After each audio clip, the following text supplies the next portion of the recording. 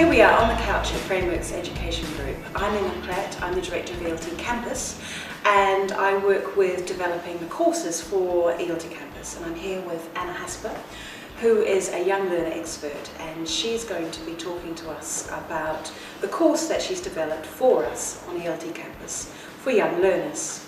And the first question I want to ask is, what is the situation with young learners today with ELT? Looking at the market, you mean? Yes. Well, I think as we all know, learning English, students are becoming younger and younger. There's a lot of incentives in countries to make sure that kids get English in primary school. Parents actually want students to do better, so they send them to after-school institutes or academies. So there's a huge demand in the market for young learner courses. I think quite often you get that dream job finally, you go to the school where you're supposed to start your teaching career with adults, because that's what you've applied for, because that's in CELTA, theory is for adult learners. And you end up teaching the afternoon of young learners, and possibly you end up teaching full-time young learners. So I think for a lot of teachers that has added stress, because you have an understanding of the skills and the techniques, but you might not have the understanding of young learners and how they work. What is essentially the difference between learning, for adults and learning for children? What are teachers actually having to deal with that's different? One of the main things you probably ask any teacher, and we both know from experience, is classroom management. You're working with little people that are still getting to know the world and starting to understand how things work. So it's also the conceptual development that is not there yet with young learners. So for us teachers, being trained in CELTA or any other pre-service course, you might have quite a good understanding of language and how it works and how you can actually bring your message across and the didactics of that. But I think the scary part when you start teaching young learners is that you think, how am I going to manage these 26 little people and all the energy in my classroom? So knowing a little bit more and gaining an understanding of how they work. What kind of content, or what are we going to be looking at in a young learner's course that would help someone like me look at a young learner's course or a young learner's class and go, oh, I can do that? Yeah. Well, I think a lot of us have that same experience. I remember my first young learners class, and I looked at them like, I've got no idea what to do, because we just don't have enough understanding of what works with certain age groups, I think. So one of the main aims of the course is to make teachers aware of how young learners work. So gain more understanding of who young learners are actually. So we're looking at characteristics of our young learners.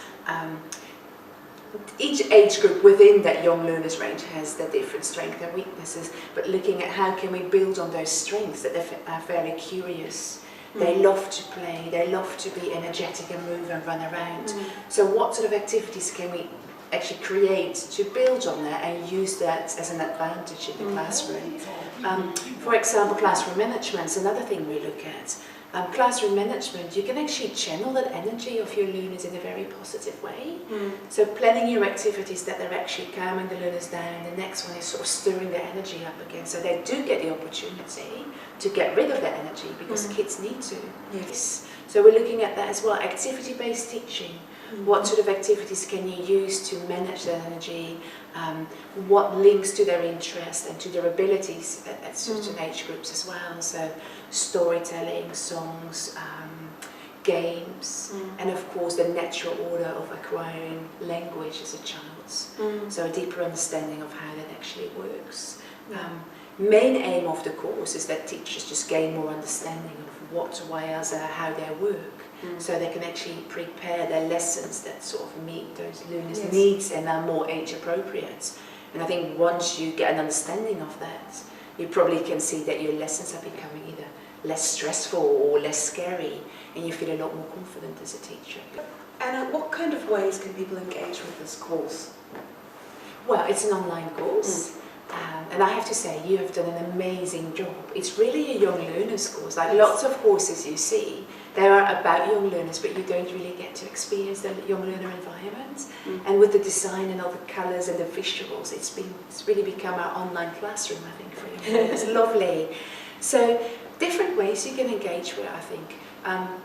It's an online course, which means anywhere in the world you can have access to it at any time as well, because it's self-paced. There is no set start date. You can just sign up and start your course whenever you want to. I think the beauty of that is, like, teachers, we're all busy, we've got lots to do, that you can decide for yourself, I want to give it an hour a week, or I want to give it a full week of 100% attention, and I get through it. So you could do it very quickly after your CELTA. And what about, I mean, one of the problems with it is something is self-paced and you're taking it on your own. I mean, that can be quite isolating. So what other sort of things do we have in the course that could help?